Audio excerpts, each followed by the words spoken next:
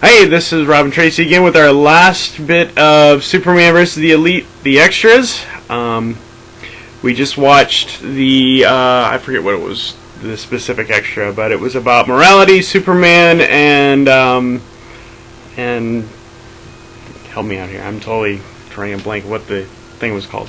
It's just an interesting discussion between DC Comics staffers, Joe Kelly, Mike Carlin, and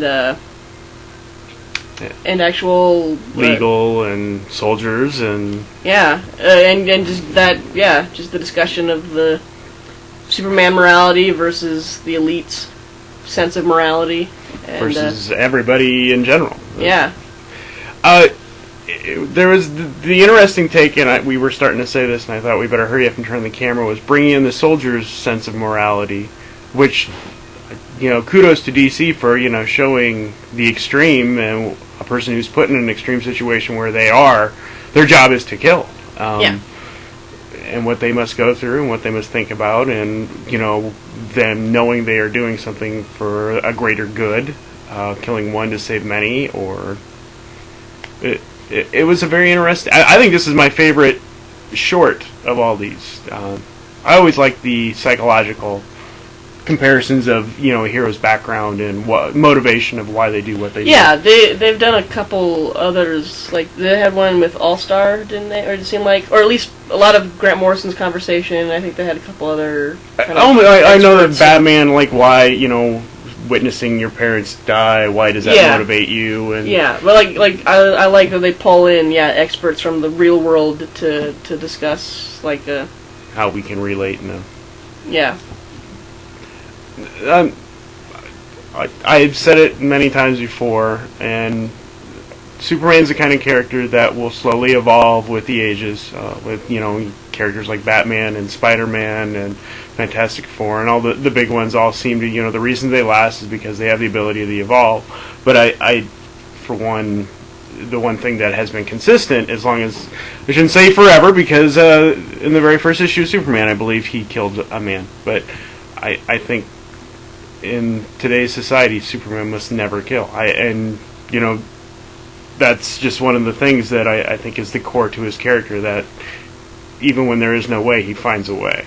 And that's something I think at least even Joe Kelly and others in this documentary were like, well, he's greater than us. When there is no way, he finds a way, and that's one of the things that's appealing to me about Superman. Well, you get the soldier's perspective of it, and he seemed like he kind of made the point, that Superman can afford to make those decisions in the face of battle. I don't know if he specifically said it, or maybe just implied it, or maybe it's something I took away from it. But when I think about that, because he's, that dude that was talking, he's not bulletproof. He doesn't have super speed. He's out there. If people are shooting at him, he's just got to shoot them back. Mm-hmm.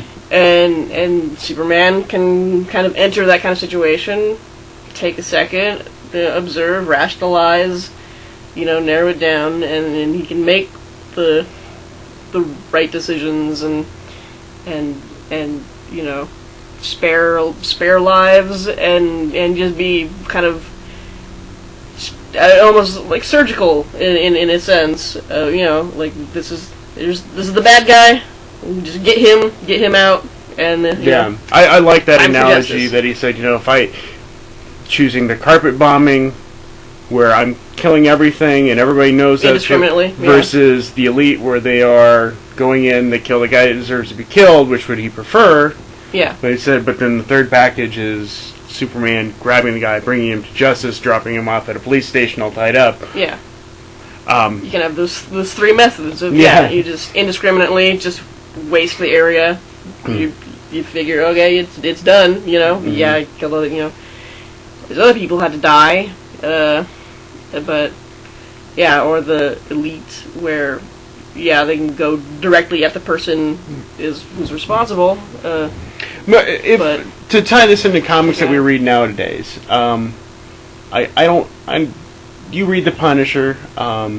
They do, surprisingly. Yeah, who would have guessed? Yeah, really but the Punisher, I think, is the exception to your rule. But do you read many books that are violent for violence sake? I mean, I don't generally enjoy anything that's violent. Well, I can appreciate it, I guess, at times. I don't know. I love The Preacher, and Preacher was uber violent. Say, Kill Bill is violent for violence sake. I mean, it's exploited. It's kind of the point of it. It's that it's sort of cartoonish. Yeah. It's at some point that it's so over the top and eyeballs popping when no right. And I have a hard time even handling some of that sometimes. But I'm not a prude about violence, but it's not. I need a human component. Well, I got a better example that probably fits this argument better. You like X-Force. I do, yes. And X-Force is a black ops that is going in to kill, that originally was created by Cyclops. And X-Force, in its current model, operates similarly to the Elite, in the sense of they will go after the bad guy. They're not. Our X-Force isn't a carpet bomb. It's that striking at the person. The cancer that needs to be removed. Yeah, the cancer that needs to be removed. But unlike the Superman method, or I guess what would be the Cyclops method. They're not bringing this person to justice. They are taking them off the board forever. But I'm just saying, you appreciate that, you like that book, you enjoy it. It's well written, but at the same time, I think you don't want to see. But it's a book that's not just about that, and it's not glorifying it. No, it's a lot of what's compelling about it is the cost of that kind of behavior on the people enacting it. There are ramifications of these things happening, and not just even though it is a team of very sharp-minded mercenaries. They're still human at their core, and that kind of the whole fun of it is these missions they go on that test just how the limits that they're able to are there moral issues? Yeah, I mean, are there? Because I've seen Wolverine. I've never seen him be just kill for kill's sake and enjoy it. I've always seen him be more like a. When he gets into like a berserker rage, it kind of. But I don't see them. Or if Mark Millar is writing him. But when I mean is in a berserker rage, he's like a force of nature. He is not necessarily past the point of control. He's not. Well, this would be hilarious. Kind of what's interesting about Wolverine is that he can be that, but then also he's this dude who's got a very strong moral compass. Yeah, Cyclops. I'm leaving this island and I'm going to start a school because kids should be able to have childhoods and kids should live their lives. And it's really funny that we compare Superman to Wolverine, where it is so they're not. I would say they both have the same strong moral compass, but there are lines that Wolverine will cross. Yes, and has many times. Yeah, again and again. But I think their sensibility would be the same. But he does have this very strong moral core, and that's kind of this isn't. I don't know if this is what we're talking about exactly, but that's kind of the interesting aspect of. Well, even Captain America he will kill. Yeah. But he's a soldier first, but I would say he has just as strong of a moral compass as Superman. But there are some characters I don't ever want to have kill. But he's, but like we listened to a soldier talk about war, and that's what Steve Rogers was a soldier in war, so he certainly knows very well of this.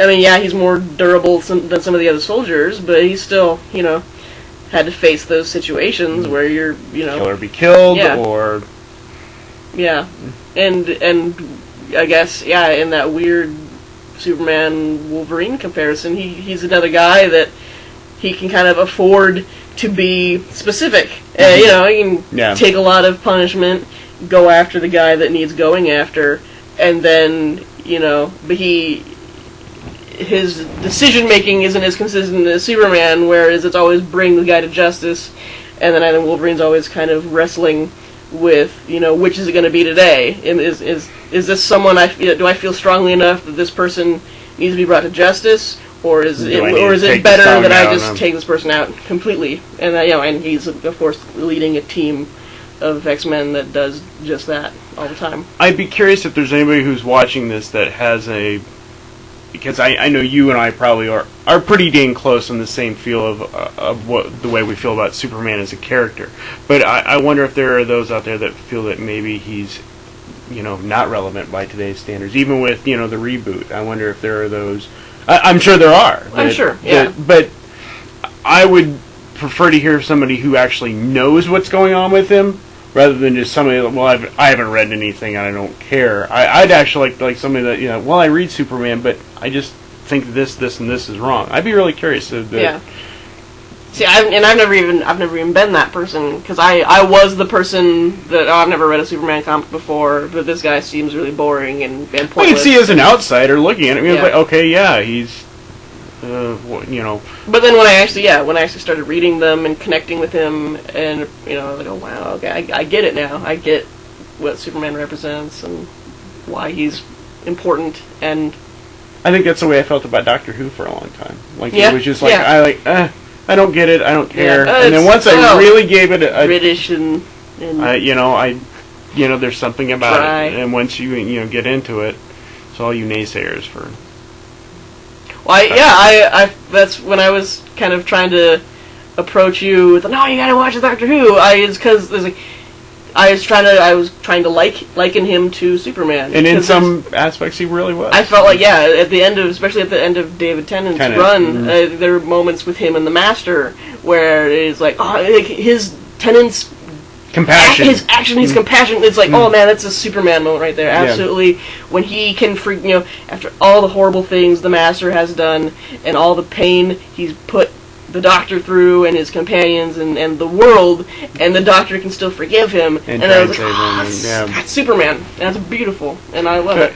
There are times when I do think it's to the extreme. I know we're running out of time here, but with Superman Aliens crossover, did you ever read that? I didn't. Where he wouldn't even kill the aliens? It's a really good book. It's a really good book, but he wouldn't even kill the aliens. They don't really have souls or personalities, but he wouldn't even kill an alien, and I think that was taken to extreme. But that was the whole like moral. Refusing to step on a bug.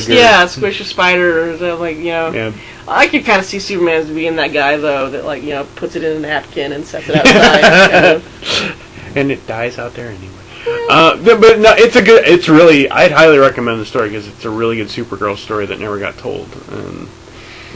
Supergirl's actually kind of the feature of that, or it's before they brought back Kara Zor-El or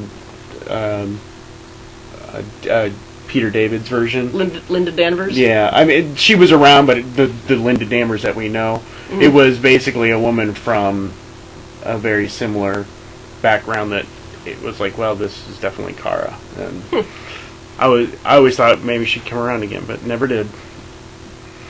Maybe. Yeah. We don't need another Supergirl.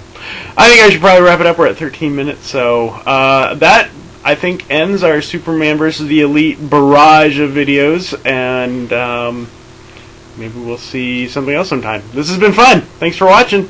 Yes, thank you. We miss Monty's editing. Yeah.